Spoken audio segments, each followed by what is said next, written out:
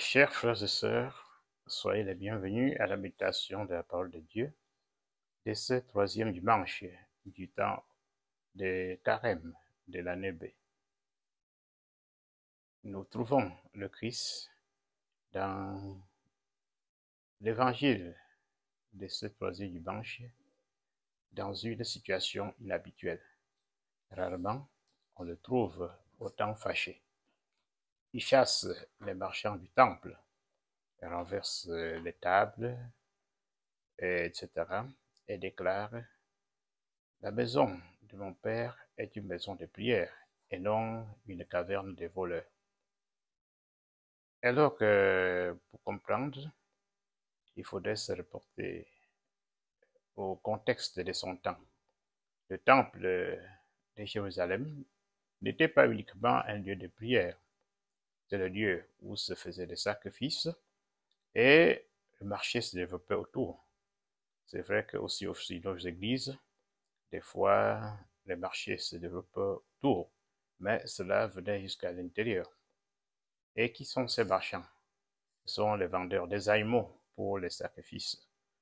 Les vendeurs de ces animaux qu'il a chassés, les bœufs, les moutons, les pigeons, etc. Et également, nous avions tout un trafic d'échangeurs d'argent.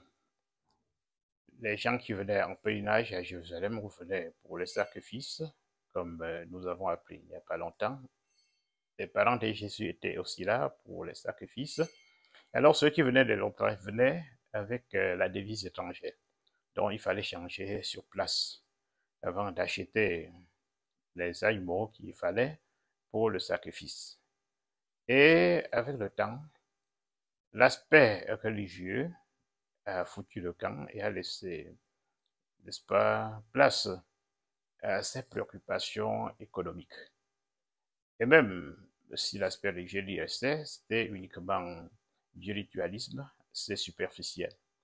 Et le Christ, on parle de la purification du temple, c'est-à-dire veut redonner au temple sa vraie signification, le lieu de prière. Et sa réaction va plutôt causer un scandale. Un scandale pourquoi? Parce que ceux qui se livraient à ces activités, ils tiraient beaucoup de profits. Donc il y a derrière des gens qui maintiennent cette politique, des prêtres qui profitent, c'est pour ça qu'ils vont se concocter pour voir comment ils peuvent l'éliminer. Or, la réaction du Christ est tout à fait normale.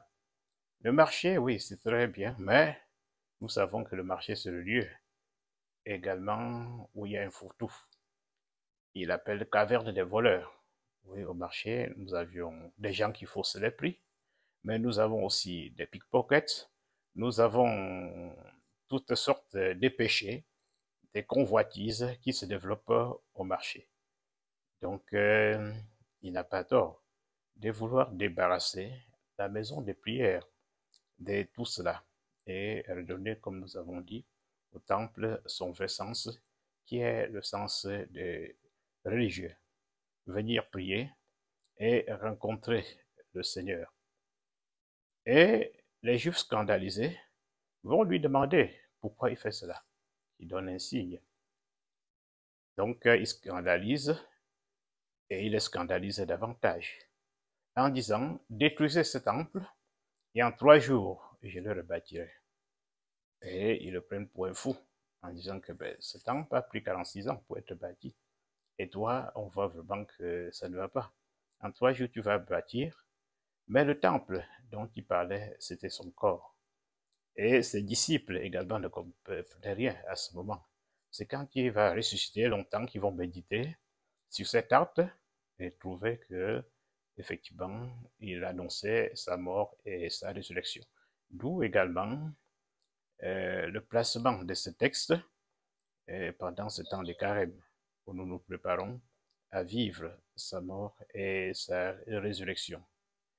Alors, le Christ est le nouveau temple. Et c'est Saint Paul qui nous le présente comme le nouveau temple. On parle en théologie de l'ecclésiologie, l'ecclésiologie du temple. Et nous formons ce temple. Et dans ce temple, nous devions être toujours prêts à nettoyer, à purifier. Et ce qui est souillure, ce qui ne nous rapproche pas de Dieu ou ce qui nous éloigne de Dieu. Ne faisons pas du temple du Seigneur une caverne de voleurs, c'est-à-dire nos églises. Églises de pierre, mais aussi églises comme peuple de Dieu.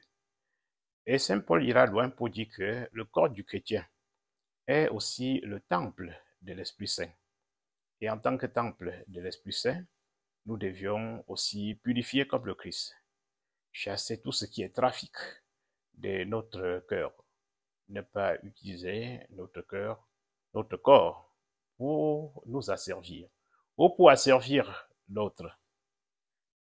Alors que ce temps de carême nous est donné pour réfléchir sur pas seulement notre cœur, mais aussi notre corps, ce que nous faisons de notre corps, qui est le temple de l'Esprit Saint. Est-ce que nous permettons effectivement que l'Esprit Saint nous habite ou nous l'éloignons avec des trafics?